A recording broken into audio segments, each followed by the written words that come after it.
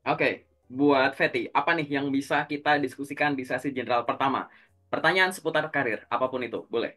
Silahkan. Mungkin gimana kita bisa uh, meniti karir ketika kita uh, udah lama gitu nggak bekerja gitu Bapak. Maksudnya untuk kembali lagi untuk meniti karir ketika kita udah postpone buat waktu yang lama seperti itu. Oke, gimana caranya memulai lagi gitu? Jadi gini, Benar. satu, kamu harus tahu bahwa kegiatan sehari-hari kita itu diliputi dengan kegiatan-kegiatan produktif. Oke, kegiatan-kegiatan produktif itu ada yang bekerja, ada yang belajar, ada yang berlatih, gitu-gitu. Paham ya? Nah, di antara kegiatan-kegiatan itu, dia itu pasti akan continue gitu. Habis gini, gini, habis gini, gini, habis gini, gini. Kalau kita ngelihat dari pengalaman kerja, kadang orang tuh di situ ada time gap, ada career gap. Tapi kalau kita ngelihat dari sisi productivity, harusnya sih nggak ada namanya productivity gap. Karena bagi orang yang jobless sekalian, pasti ada hal positif di dalamnya yang dia lakukan. Nah, pada saat dia ingin memulai bekerja lagi gitu, maka kita harus bisa pahami yang disebut dengan bekerja lagi itu pekerjaan semacam apa. Karena bekerja lagi itu satu, tidak harus yang kantoran seperti yang dia pernah lakukan sebelumnya.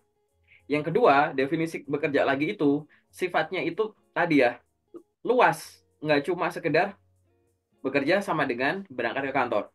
Yang remote banyak, usaha sendiri termasuk bekerja, kayak gitu. Nah, mungkin definisinya di sini adalah bekerja lagi dalam tanda kutip bekerja sama orang, gitu kan? Nah, apa yang harus dilakukan? Yang harus dilakukan adalah sama seperti pada saat dia awal dulu meniti karir. Bedanya dulu dia itu adalah fresh graduate. Modalnya itu lebih sedikit. Oke. Nah, kalau dia pertanyaannya balik lagi ke dunia kerja, artinya dia sudah punya modal pengalaman. Aku nggak ngomong pengalaman kerja ya, tapi modal pengalaman. Nah, untuk memulai lagi, maka kita harus apa? Satu, mendefinisikan secara detail tujuanmu itu apa. Kalau masih bingung, cari kertas, cari ballpoint, tulis. Profesi yang kamu tuju sekarang. Apa. Setelah kamu ngelihat gitu, profesi yang kamu incar itu, maka kamu boleh riset. Walaupun kamu dulu udah tahu, udah pernah ngelakuin. Riset terkait dengan kemampuan yang dibutuhkan untuk menjadi orang-orang ini. Nanti kita refleksi diri dulu. Mana yang kita udah bisa, udah mahir. Sampai sekarang masih bisa. Pastikan nanti itu dalam tanda kutip dipamerkan di CV atau dokumen pendukung kita. Mana yang kita udah bisa, pernah mahir, tapi gara-gara ada karir break tadi, kita jadi nggak gunain itu. Ada potensi kita lupa, atau jadi kurang terlatih lagi. Boleh tuliskan di CV atau dokumen pendukung, tapi sambil bersiap-siap dalam kegiatan 24 jam ke depan kali berapa hari itu, kita meluangkan waktu untuk melatih itu. Lalu dari profesi yang kita incar, ternyata di situ ada sesuatu yang kita itu belum tahu, belum pernah, baru tahu. Dulu-dulu kita nggak pengen tuh berprofesi itu. Tapi gara-gara kita sudah punya pengalaman, fresh graduate nggak kebayang pengen jadi itu. Tapi setelah tahu dunia kerja, pernah ke sana sini-sini, kamu ngebayangin kayaknya enak ya jadi ini gitu, ya nggak? Nah, di situ kamu harus tahu, ya. Oh, ada ternyata kemampuan pengetahuan yang aku belum bisa.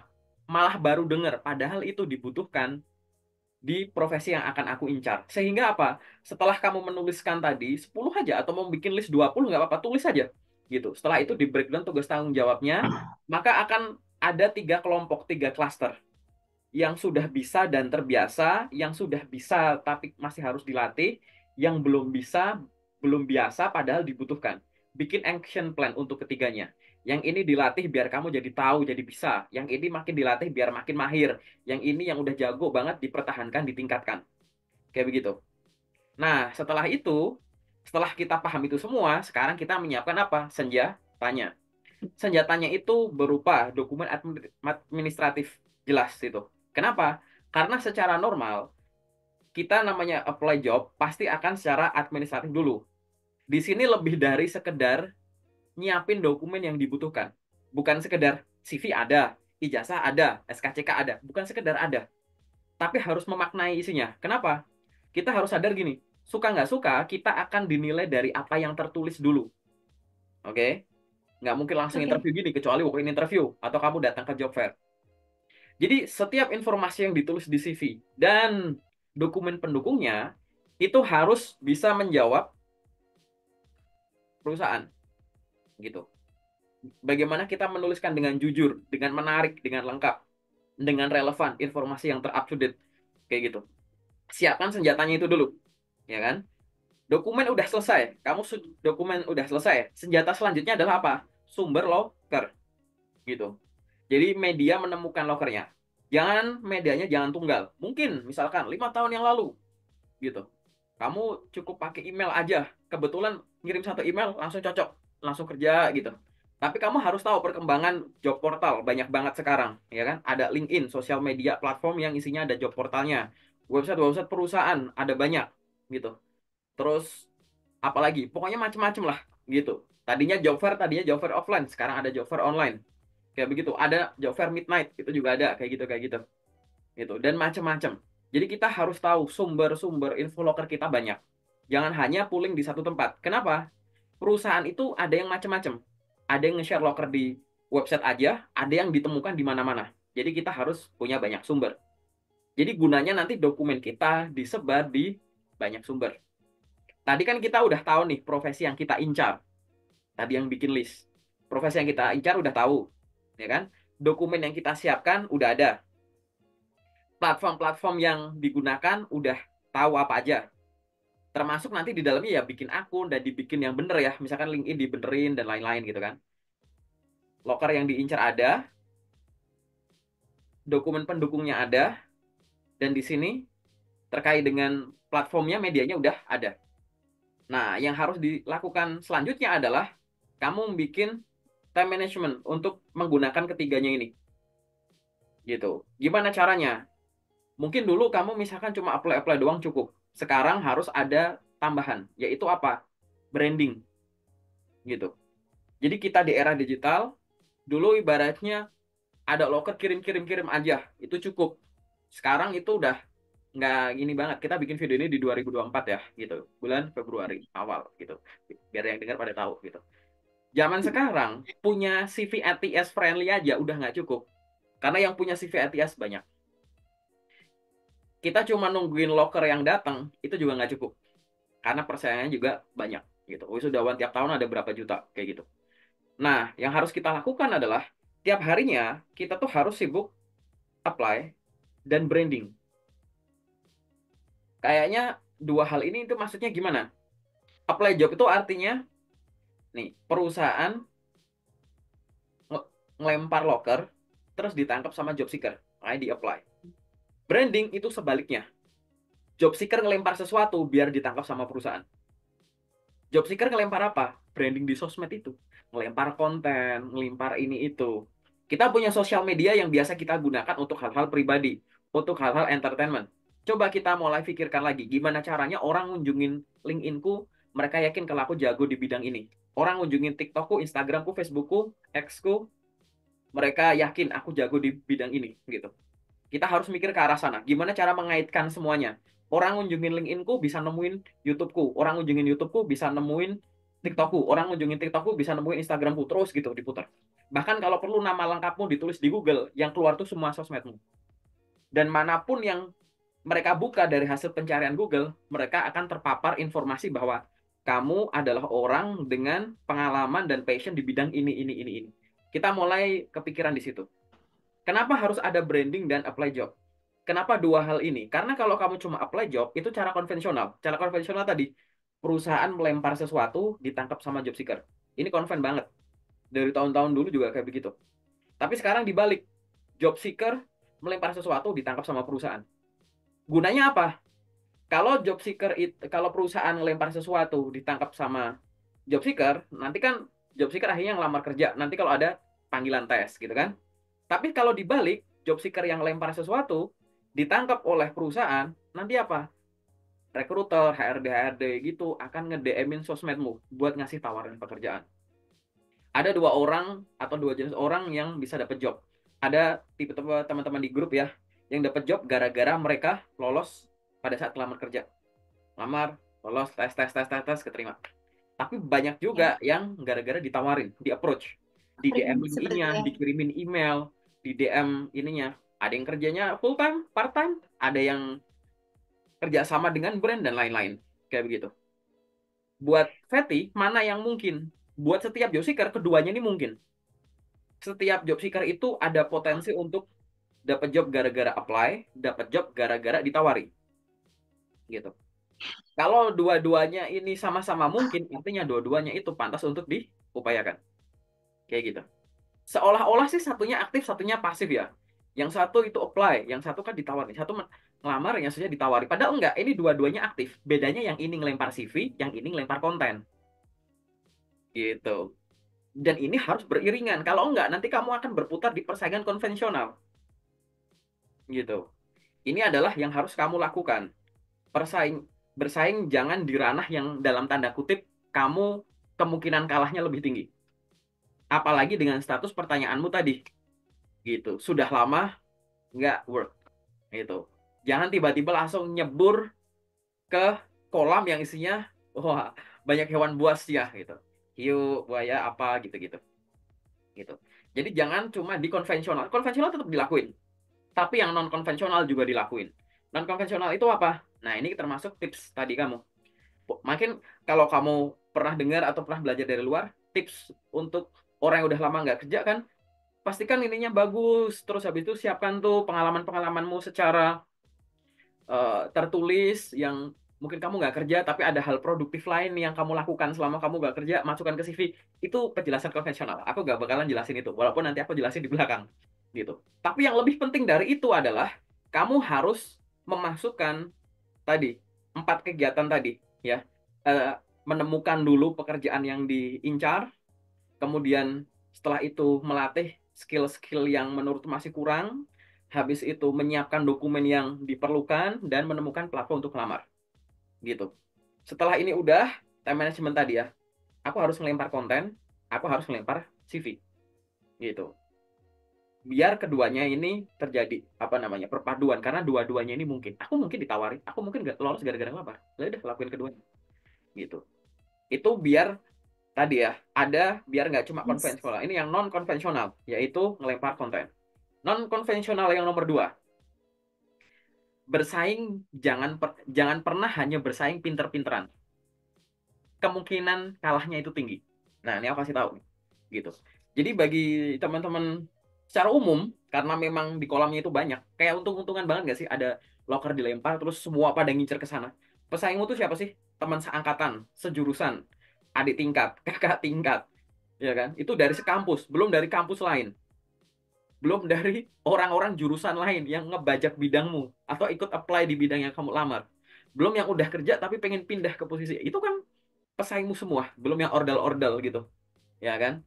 Jadi jangan bersaing dengan cara pinter-pinteran saja, Benar. tapi kamu harus menemukan celahnya. Semoga orang-orang itu belum nonton video sampai menit ini, gitu. Oke, gimana cara bersaingnya? Jadi gini, kita pasang posisi aja. Misalkan kamu udah lama nggak kerja yang dalam arti di office gitu kan ya. Nah, saat kamu ingin balik ke sana, kamu harus tahu bahwa, wah aku kalau cuma pinter-pinteran aja, kemungkinan ditolaknya lebih tinggi. Karena yang lebih pinter itu banyak. Tapi kamu harus bersaing di sisi yang lain. Selain pinter-pinteran itu apa? Nomor satu, cepet-cepetan. Dalam arti cepet-cepetan gini. Mungkin di luar sana, yang lebih pintar dari kamu, pengalamannya lebih banyak, itu banyak. Tapi mereka nggak secepat kamu dapat buat dapetin info loker. Jadi kamu jago tuh menemukan info loker. Kamu ada grup WA aku, ada di sana gitu. Gitu. Yang lebih hebat banyak, tapi belum tentu secepat kamu dalam nemuin info loker. Gitu. Cepet-cepetan di situ. Ya. Selain itu, cepet-cepetan apa misalkan? Cepet-cepetan menemukan sumber-sumber loker. Kalau tadi kan menemukan lokernya, ini sumber-sumber loker. Di luar sana, yang lebih hebat dari kamu mungkin banyak. Tapi belum tentu mereka tahu LinkedIn itu apa. Belum tentu mereka pakai LinkedIn dengan cara yang benar. Usia produktif di Indonesia itu ada 200-an juta. Dari usia 17 sampai 64 tahun. Itu data statistik 2023 kemarin. Di LinkedIn, aku nggak tahu sekarang Februari 2024 berapa. Di Januari itu ada sekitar 23-24 juta orang. Artinya dari usia produktif, baru ada sekitar 10% yang punya LinkedIn. Dari 200 juta, cuma ada 24 juta. Katakanlah 10%. Artinya, di antara orang produktif ini kan tadi ya, yang lebih hebat dari kamu kan mungkin banyak. Tapi mereka nggak tahu LinkedIn. Artinya dalam tanda kutip, kamu ordalnya LinkedIn. Aku ngomongin LinkedIn dulu nih yang paling gampang. Gitu.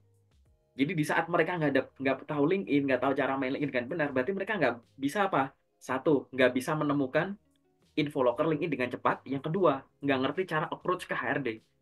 Di LinkedIn itu beda sama job portal. Job portal isinya loker. Di LinkedIn, jangankan loker, HRD aja ngumpul di LinkedIn. User aja ngumpul di LinkedIn. Kalau kamu udah punya akun LinkedIn, masih kalah sama yang kayak begitu, berarti cara main LinkedIn-mu hampir bisa dipastikan kurang efektif. Gitu. Jadi jangan cuma bersaing di cepet-cepetan. Sama kayak balapan gitu ya. Balapan motor gitu. Kalau cuma cepet-cepetan nanti kalah tuh, ngegas tuh bisa kalah gitu.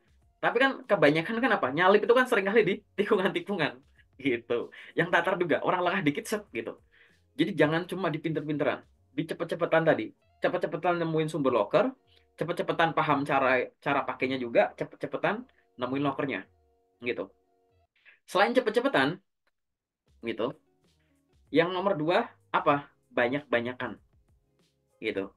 Ya, jadi kalau untuk ngalahin pinter-pinteran yang lebih berpengalaman dari kamu, kadang kan kita ngerasa kalau udah lama nggak kerja gitu, ngerasanya, wah, apa aku masih bisa ya, gitu-gitu loh. Kebanyakan kan punya perasaan itu, gitu. Tapi di sini kamu bersaingnya bukan di pinter-pinteran, tapi di banyak-banyakan. Apa? Yang lebih hebat dari kamu banyak, tapi mereka tidak apply job sebanyak kamu. Teman-teman di grup locker tuh sehari 20 sampai 30 rilis. Kok bisa ya? Tadi sumbernya banyak. LinkedIn, Jobstreet, Glints, Indeed, website perusahaan, grup WA aku, masing-masing 5 5 5 5 5 udah 30 gitu.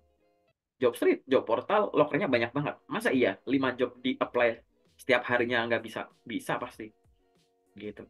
Nah, itu tadi. Yang lebih baik dari kamu banyak, tapi mereka paling ngapa? Apply yang lewat aja gitu. Jadi yang lewat hari ini banyak banyak, besok dikit dikit. Hari libur ikutan libur gitu. Padahal kalau mau hari libur kamu buka tengah malam pun juga LinkedIn bisa diakses, job portal bisa diakses, bisa ngeklik apply gitu. Jadi di situ adalah celah kamu ngalahin orang-orang tadi. Ini juga persaingan non konvensional. Dari sisi tadi cepet-cepetan, dua banyak kan gitu. Di grup tuh ada sedikit orang yang pernah sehari itu bisa lebih dari 100. Cukup banyak. Itu gila sekali. Dulu waktu aku jadi fresh grad, titik tertinggiku tuh cuma 70 gitu. Aku nggak bisa lebih dari 70 karena jadwalku yang lain terganggu gitu. Gitu. Tapi secara efektif ya tentunya ya. Nanti kamu belajar di situ gitu. Ya, ini dari sisi itu dulu. Biar ada gambaran dulu ya. Cepet-cepetan, banyak-banyakan. Yang ketiga, apa lagi? Yang ketiga adalah konsistenan gitu. Banyak, hari ini banyak. Hari ini 20, besok 5, besok 1, besok 0, besok 10, besok 0 gitu. Kalau bisa tuh sehari itu sama minimal. Bikin target, misalkan bikin target gini. Sehari aku harus bisa ngesen sekian. Sehari aku harus bisa ngesen 20, sehari aku harus bisa ngesen 30. Kalau belum 20 atau 30, nggak tidur dulu, nggak main dulu, nggak nongkrong dulu gitu misalkan. Itu harus bisa begitu. Kenapa? Karena gini, satu, kamu nggak tahu perusahaan itu akan ngerilis info locker tuh kapan. Kalau kamu nggak tahu perusahaan akan ngerilis info locker itu kapan, artinya kamu nggak tahu locker yang cocok buat kamu keluarnya kapan. Gitu, ya kan? Kamu nggak tahu locker yang cocok buat kamu itu keluarnya kapan, tapi yang pasti adalah setiap hari pasti ada locker baru. Nah, sekarang ini ada tiga premis nih. Kita nggak pakai logika matematika yang rumit ya. Kamu nggak tahu, aja gini, kita nggak tahu perusahaan ngeluarin info locker kapan. Kita nggak tahu locker yang cocok buat kita keluarnya kapan. Tapi kita tahu setiap hari selalu ada locker baru. Artinya apa? Berarti setiap hari kita harus ngecek. Barangkali ada loker-loker yang cocok buat kita yang keluar. Nah, bayangkan kalau hari ini ngirim banyak. Besok 5. Berarti dia nggak buka job portal, nggak buka yang lain. Tapi gimana kalau di hari itu ternyata yang cocok buat dia keluar banyak? Akhirnya apa? Teman lain yang cepet-cepetan itu kan malah dapat. Besok udah tenggelam itu mungkin infonya, gitu. Paham nggak maksudnya? Gitu. Gara-gara yang tadi dari sisi konsisten kayak begitu. Nah, itu adalah contoh ya yang bisa kamu lakukan. Hal simpel aja. Jadi kita ngomonginnya adalah cari yang non konvensional, pergerakan yang nggak biasanya. Karena kalau pergerakannya kayak biasa, hasilnya ya kayak biasanya, gitu. Dan ini bisa berlaku untuk ya kamu masih baru lulus, udah punya pengalaman banyak atau gimana, gitu. Jadi lebih dari sisi situ. Oke, ini konsep-konsepnya dulu nih. Nah, secara konsepnya itu udah selesai, kita sekarang ngomongin ke teknisnya. Di dokumen-dokumen pendukung, gitu. Tadi kalau kamu membandingkannya yang namanya working itu adalah, atau having a job itu artinya adalah working for others gitu ya, di building, di company gitu. Maka pada saat karir gap ini, mungkin kan ada hal produktif yang kamu lakukan di rumah atau dimanapun itu. Pastikan yang produktif dan menghasilkan suatu value, di mana produktif menghasilkan suatu value, value ini juga berguna pada saat kamu apply job tadi yang kamu list di awal tadi, maka pastikan itu tertulis dengan rapi. Ibaratnya kalau kita baca di bagian experience, work experience misalkan, pengalaman kerjamu tuh misalkan 2015, 2020, atasnya tuh 2021, 2022, atasnya lagi langsung kosong misalkan gitu. Gapnya di situ. Jadi gap itu ada banyak ya. Gap itu ada gap di tengah, ada gap di ujung. Kalau gap di tengah tuh menurutku sih lebih simpel cara nanganinya. Karena ibaratnya kalau ada gap nih, terus ada lanjutannya. Gap di tengah nih dalam tanda kutip kadang tuh bisa diabaikan gitu. Walaupun tetap boleh kita sisipkan gitu kan. Yang menjadi tantangan adalah saat ada gap di tengah. Sorry, di ujung. Jadi ini work gitu. Terus ini misalkan ujungnya tuh 2021 sampai 2022. Terus sekarang kamu lagi open coba lagi 2024. Ini kan di ujung nih kosongnya. Dari awal 2023 sampai sekarang ngapain aja? Nah, itu harus bisa kejawab di CV-mu. Balik lagi tadi konsepnya gitu, bahwa kita akan dinilai dari apa yang tertulis. Jadi kalau ada gap di ujung, pastikan nanti di CV-mu, nanti di sesi kedua kita lihat, kan ada tuh pengalaman yang ada periodenya tuh, kapan sampai kapan, kapan sampai kapan, kapan sampai kapan. Nah, kapannya yang di sini, tanggal, bulan, atau tahun yang ada di situ, kalau dibandingkan sekarang di dunia nyata, itu jaraknya jangan jauh. Gitu. Coba nanti kamu cek CV-mu. Waktu terkini di CV dan waktu terkini di dunia nyata, gapnya jangan kejauhan. Tapi jauh, karena aku di situ ada career gap tadi. Maka harus bisa diisi dengan kegiatan lain selama kamu nggak work gitu di company. Misalkan di rumah kamu ada bisnis pribadi, lo jangan dianggap itu bukan kerja gitu. Kerjaan itu bisa yang kantoran, bisa yang di rumah, bisa yang full time, part time, freelance gitu. Entrepreneurship juga bisa, kadang asisten dosen ini itu, proyek ini itu gitu. Daily worker bisa kadang PHL gitu, gitu bisa gitu gitu. Jadi itu pastikan ditulis dengan bagus gitu. Nah saat itu semua udah dilakukan, ya udah tinggal jalan aja gitu. Biasanya yang lakuin itu, ini kan satu siklus yang kompleks ya, yang lengkap gitu loh. Gitu. Biasanya transisi kayak gitu tuh biasa aja. Di grup banyak kok teman-teman yang bener-bener apa namanya lama itu gara-gara kayak 4 tahun, 3 tahun, 5 tahun gitu-gitu. Tapi ya tetap return dengan baik gitu. Mungkin ada tanggapan atau tambahan boleh? Mungkin kalau untuk seorang perempuan gitu yang udah maksudnya udah anda apa di atas 25-26 tahun gitu yang sulit untuk mendapatkan pekerjaan saat ini menurut Bapak bagaimana dan mungkin job apa yang cocok untuk perempuan-perempuan yang mungkin di atas 25 atau 26 tahun seperti itu sih Pak. Oke. Nanti kamu nonton ini ya, nonton videoku yang ada batasan usia gitu loh. Alasan batasan usia itu diterapkan di suatu pekerjaan. Itu aku ada videonya, nanti buka YouTubeku. Barangkali ini penjelasanku ini ada yang kelewat ya gitu. Eh, Playlist FAQ seputar karir gitu. Videonya ada di bawah gitu. Keberapa dari bawah gitu, nanti dicek. Jadi kenapa perusahaan menyantumkan usia? Jadi gini, di aturan global, usia itu termasuk salah satu hal yang diskriminatif gitu. Jadi banyak negara yang bilang nggak usah masukin usia kayak gitu, karena itu sangat diskriminatif. Nggak ada hubungannya antara usia dan produktivitas. Tapi karena di Indonesia orangnya tuh baik-baik hati banget. Ini aku ngomongin dulu ya soal usia ya. Biar kamu nggak paham konsepnya, biar kamu nggak salah paham konsepnya dan nggak nyalahin, oh ini usianya begini-begini, nggak nyalahin usia sendiri atau nyalahin display usia di Infoloker. Usia itu didisplay karena banyak hal. Misalkan satu, kebutuhan kondisi fisik orangnya. Pekerjaannya misalkan itu jadi bener-bener di lapangan gitu, bener-bener ditambang di apa yang membutuhkan kondisi fisik yang bagus. Ya iya kali nanti nggak dikasih usia, ntar usia orang-orang usia 60-an, 50-an pada daftar, padahal dia butuh fisik yang lebih kuat, misalkan gitu. Makanya usia dicantumkan. Yang kedua, terkait dengan produknya. Misalkan ini ada perusahaan, startup, produknya tuh memang untuk anak-anak muda. Dan perusahaan itu ingin nge-branding bahwa ini tempatnya, tempat ngumpulnya anak-anak muda yang berkarya dengan produk-produk yang cocok untuk anak-anak milenial dan lain-lain gitu. Ya kali nggak ngincer anak-anak yang lebih muda dan lain-lain gitu. Jadi memang ada faktor-faktor itu, dan usia, batasan usia yang ada di CV itu kadang mungkin kamu sering kali ngelihatnya itu yang maksimal. Misalkan gini-gini ini maksimal sekian tahun, maksimal sekian tahun. Tapi kalau kamu sering ngelihat loker, banyak juga yang di situ usia tuh nyantumnya minimal sekian tahun. Itu ada. Cukup banyak juga gitu. Biasanya untuk level-level yang atas. Batasan usia dengan level-level bawah biasanya memang untuk junior gitu. Junior itu pengalaman kerja kurang dari 1 tahun, kurang dari 2 tahun. Ada perusahaan yang definisi juniornya tuh beda-beda gitu. Jadi memang semacam itu. Nah, apa yang harus dilakukan? Misalkan kamu ngerasa bahwa ada barrier di situ, gitu, dari sisi age gitu. Saranku adalah nggak usah terlalu mikirin soal itu, gitu, gitu. Kamu berfokus kepada nih. Kalau kamu bilang udah punya karir gap misalkan, berarti kan udah pernah punya karir kan. Nah, orang yang sudah punya pengalaman kerja, dia harus menonjolkan 3 hal di CV-nya. Yang pertama, itu adalah besarnya tanggung jawab yang pernah dia emban di pengalaman sebelumnya. Yang kedua, prestasi yang dia miliki selama mengemban kepercayaan itu. Dan yang ketiga, setelah dia keluar dari sana, setelah dia kerja di sana, akhirnya dia punya skill apa sekarang. Nah, itu silahkan cantumkan di CV. Gitu. Jadi urusan-urusan usia itu nggak terlalu berpengaruh. Apalagi misalkan kamu kerjanya kerja remote, kamu kantor-kantornya di perusahaan global, perusahaan-perusahaan multinasional. Itu faktor-faktor usia juga nggak terlalu banyak dipermasalahkan kayak gitu.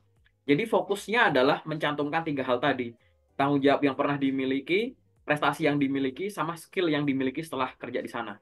Setelah itu semua udah ada. Ini kan termasuk 4 konsep tadi ya yang aku bilang ya. Nah, setelah semuanya itu ada, yang kamu lakukan selanjutnya adalah apa? Satu, cari locker yang nggak ada batasan-batasan usianya dulu. Fokus ke sana dulu, gitu.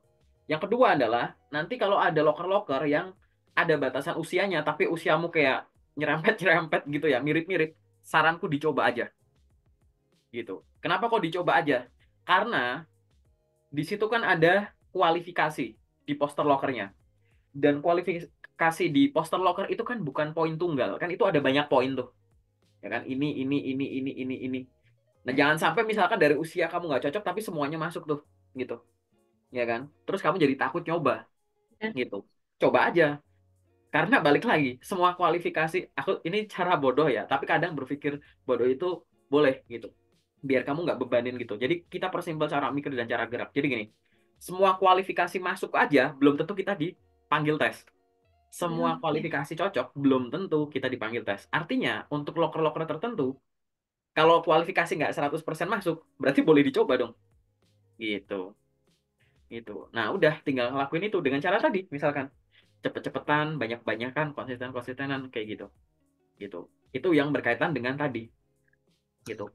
Ter dan aku dari tadi sama sekali nggak bahas gender ya, gitu. Jadi aku yang dari tadi lebih, pertanyaanmu kan tadi untuk perempuan yang usianya di atas 25 gitu.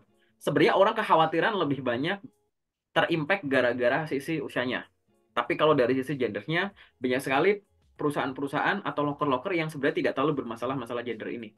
Gitu. Kecuali pekerjaan-pekerjaan tertentu, biasanya dicantumkan di situ. Pria pendidikan minimum ini, pengalaman minimum ini, gitu. Wanita pendidikan minimum ini, gitu. Tapi kalau nggak dicantumin, artinya semua punya kesempatan yang sama, kayak gitu. Nah, sekarang tinggal, kalau kamu sudah punya kesadaran itu, tinggal kamu ukur. Sebelum kamu punya karir gap tadi, kamu udah punya pengalaman tuh seberapa banyak. Terus di karir gap tadi, kamu melakukan hal-hal produktif apa? Kira-kira, misalkan gini, sebelum ada, aku karir gap 2 tahun. 2 tahun itu aku ada bisnis pribadi. Berarti bisnisnya ini kan bisa dimasukkan ke CV. Hal yang positif misalkan. Ningkatin kemampuan administrasi, sales and marketing, dan lain-lain misalkan itu. Tapi sebelum aku ada bisnis pribadi, aku di office itu selama 6 tahun misalkan. Di situ 6 tahun aku jadi staff ini, staff ini. Nah, berarti kan kalau digabung ini kan artinya dalam tanda kutip seolah-olah kamu udah jadi kayak staff senior gitu kan, paham kan? Gitu. Artinya nanti kamu boleh ngincer loker staff lagi atau berani ngincer loker supervisor. Karena dari sisi durasi dan pengalaman ini udah bukan staff junior lagi dan udah layak naik gitu. Jadi jangan takut untuk apply lebih tinggi gitu. Nah, untuk meyakinkannya tadi suka nggak suka kita akan dinilai dari apa yang tertulis. Jadi di CV meyakinkan, di dokumen pendukung meyakinkan. Ini definisi tertulis di lamaran. Tapi ada yang jangan sampai lupa karena tadi kita namanya lamar kerja dan branding, artinya ada di tertulis di mana? Di dunia digital, di sosmedmu gitu. Di CV kamu meyakinkan, di sosmed-sosmedmu kamu harus meyakinkan. Jadi orang membaca di sosmed terus ngebaca ke CV artinya makin diperkuat gitu. Gitu. Saya orangnya humble, komunikatif dan lain-lain tertulis di CV-mu. Setelah kita lihat sosmednya, Instagram cuma ada following follower, gak ada postingan. Ini diprotek, TikTok diprotek. Kita nyari gini kegiatan, dia nggak ada mukanya semua. Kayak gitu kamu ngomong friendly, komunikatif, humble. Humble dari mananya gitu. Paham nggak maksudnya? Gitu. Jadi kita jangan sampai yang kita tulis, kita bantah lewat aktivitas kita. Karena sekarang banyak sekali yang namanya menghubungkan aktivitas dunia maya dan aktivitas dunia nyata. Gitu. Jejak digital dan jejak analog, ini analog ya, analog digital gitu. Gitu. Mungkin ada tambahan atau tanggapan satu pertanyaan lagi, Bu? Halo, Ya, halo. halo Bapak Dian. Ya, apa? Ada Halo, pertanyaan? halo videonya putus-putus. Oke, bentar. Sebentar.